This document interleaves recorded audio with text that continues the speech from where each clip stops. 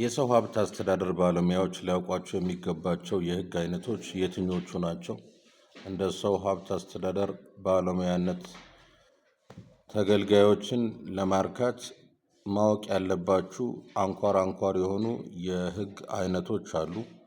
እነዚህን በኋላ የምጠቅሳቸውን የሕግ አይነቶች ጠንቅቆ ያላወቀ የሰው ሀብት አስተዳደር ባለሙያ እንደ ብቁ ባለሙያ ሊቆጠር አይገባውም። ከዛ በፊት ግን የሰው ሀብት አስተዳደር ምን ማለት ነው? በሰው ሀብት አስተዳደር ውስጥ አዳዲስ የመጡ ስያሜዎችስ እነማን ናቸው የሚሉትን ትንሽ ልንገራችሁ፣ በዚህ ሙያ ውስጥ ለሌላችሁ ሰዎች ማለት ነው።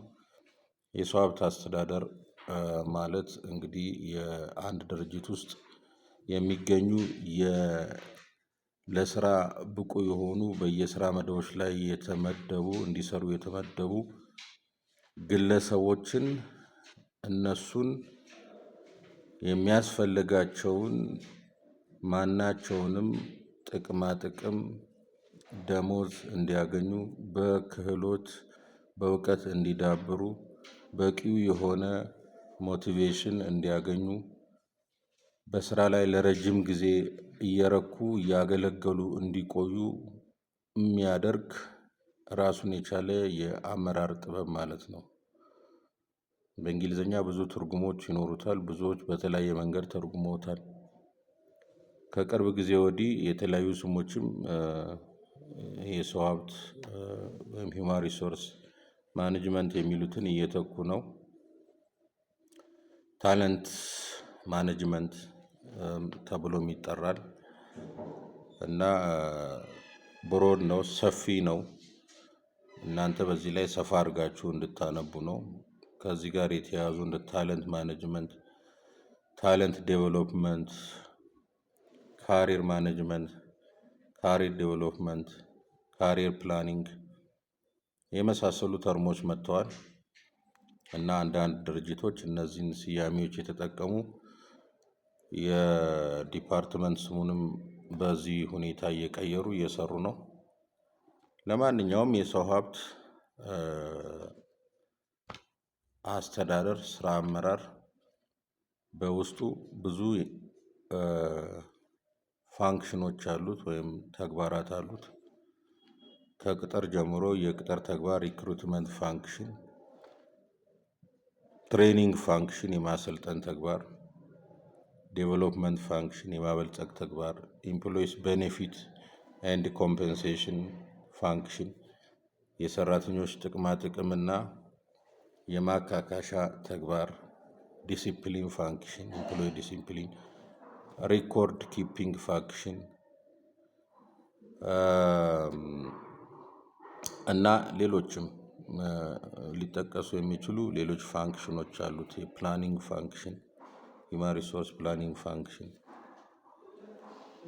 ኤኒዌይስ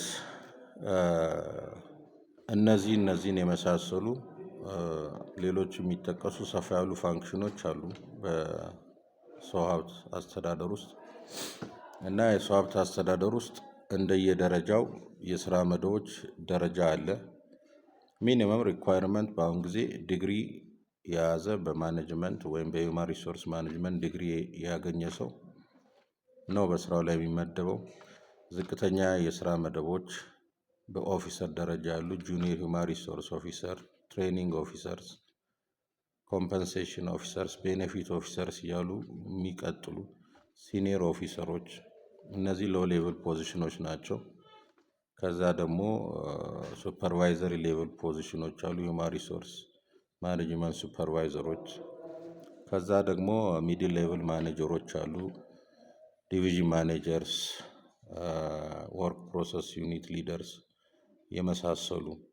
ከዛ ደግሞ ቶፕ ማኔጀሮች እንደ ዲፓርትመንት ሄድ እና ዲፒቲ ሲኦ፣ ሂውማን ሪሶርስ የመሳሰሉ ስትራቴጂክ የሆኑ ጆብ ፖዚሽኖች ናቸው ማለት ነው።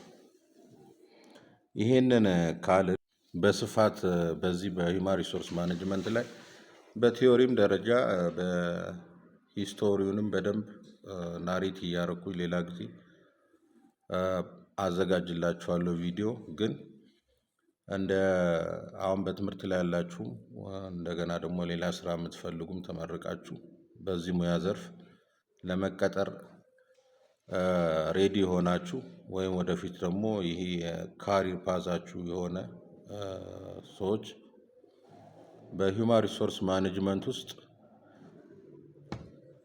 በተግባር ግዴታ ሊታወቁ የሚገቡ የህግ አይነቶች በእኛ ሀገር ደረጃ እነማን ናቸው የሚሉትን ለማየት እንሞክራለን።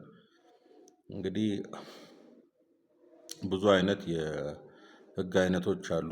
የንግድ ህግ፣ የወንጀል ህግ፣ የኮርፖሬት ህግ፣ የቤተሰብ ህግ፣ የህገ መንግስት ህግ፣ የአእምሮ ውጤት ጥበቃ ህግ፣ የንብረት አስተዳደር ህግ፣ የአካባቢ ጥበቃ ህግ።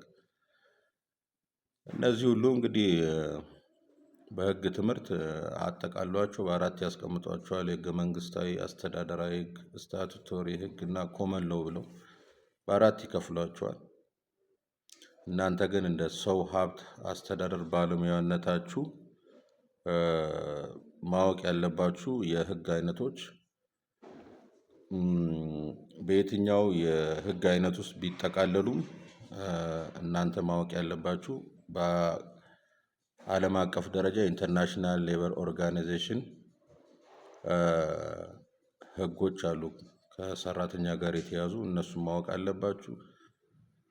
በሀገር ውስጥ ደረጃ ደግሞ ማወቅ ያለባችሁ ሌበር ሎ በሌበር ሎ ውስጥ የሚካተቱ የህግ አይነቶችን ማወቅ አለባችሁ።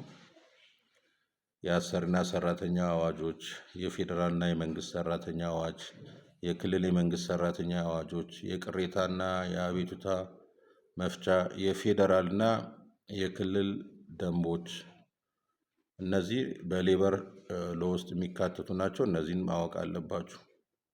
ምክንያቱም በሰራተኛ መደብ ላይ ለሚገኙ ሰራተኞች የዲሲፕሊን ጉዳዮችን ለማየት ከቅጥር ጋር የተያዙ ኮንትራክቶችን ለመፈጸም የአገልግሎት ክፍያ ሴቨራንስ ፔ የሚባለውን ለመክፈል እና አስተያየት ለመስጠት የቅጥር ኮንትራት ለማራዘም፣ ለማደስ፣ ለማቋረጥ የሰራተኞችን ልዩ ልዩ ጥቅማ ጥቅሞችን፣ የእረፍት አሰጣጥ፣ የጉዳት ካሳዎችን የመሳሰሉትን ለመፈጸም እነዚህ አሁን የጠቀስኳቸው በፌዴራል እና በክልል ደረጃ የጠቀስኳቸው አዋጆችና ደንቦች ግዴታ መነበብና መታወቅ አለባቸው። ሌላው የሌበር ሎው አካል የሆነ በእኛ ሀገር የኤችአር ባለሙያዎች ማወቅ ያለባቸው የጡረታ አዋጅ አንድ ሰራተኛ መቼ ጡረታ ይወጣል የሚለውን አስቀድሞ ለመተንበይ፣ የሰክሴሽን ፕላኒንግ ለማዘጋጀት፣ አበሉን ደግሞ እንዲወሰን ለመጻፍ ማወቅ አለባቸው። የፔንሽን ፕሮግራም እና የኤምፕሎይ ሄልዝ ኢንሹራንስ ህግጋቶችን ማወቅ አለባቸው። እንግዲህ እነዚህን በደንብ ጠንቅቃችሁ ማወቅ አለባችሁ እንደ ኤችአር ባለሙያነታችሁ። በተጨማሪነት እንደሚታወቀው ሁለት አይነት የስራ መደቦች አሉ። ያው በሰራተኛ መደብ ላይ የሚገኙ ሰራተኞች እና የስራ መሪዎች የሚባሉ አሉ። ቅድም የዘረዘርኩላችሁ የሰራተኛ መደብ ላይ የሚሰሩትን ለማገልገል ማወቅ ያለባቸው የህግ አይነቶች እንደሆኑ ሆነው በስራ መሪነት ላይ የሚገኙትንም ደግሞ እነሱንም ለማገልገል የስራ ኃላፊዎች በሰው ሀብት አስተዳደር የስራ ክፍል ለሚያገኙት አገልግሎት እንዲረዳቸው የሲቪል ህግ ማወቅ ከዛ ውስጥ ማወቅ የሚገባችሁ ስለ ስራ ውል፣ ስለ ስራ እውቀት፣ ኪራይ ውል የመሳሰሉትን በሲቪል ህግ ውስጥ በኢትዮጵያ ሲቪል ህግ ውስጥ ከስራ ውል ጋር ተያይዞ ያሉ ድንጋጌዎችን እነሱን ማንበብ አለባችሁ። ምክንያቱም ለስራ መሪዎች መመሪያም ለማዘጋጀትም ሆነ መመሪያ በሌለበት ድርጅት ውስጥ ደግሞ ጥቅማቸውን፣ ደሞዛቸውን፣ የካሳ የመሳሰሉ ነገሮችን ለመወሰን ግዴታ የሲቪል ህግ ውስጥ ስለ ስራ ውል የተቀመጡ ድንጋጌን ማወቅ አለባችሁ ማለት ነው። እንግዲህ አመሰግናለሁ። ሌሎች እንደዚህ ከሂውማን ሪሶርስ ጋር የተያያዙ ዲስከሽኖች ወደፊት ይኖሩናል። ያዘጋጀው ቪዲዮ አስቀምጥላችኋለሁ። መልካም ቀን፣ መልካም የንባብ ቀን እንዲሆንላችሁ እመኛለሁ።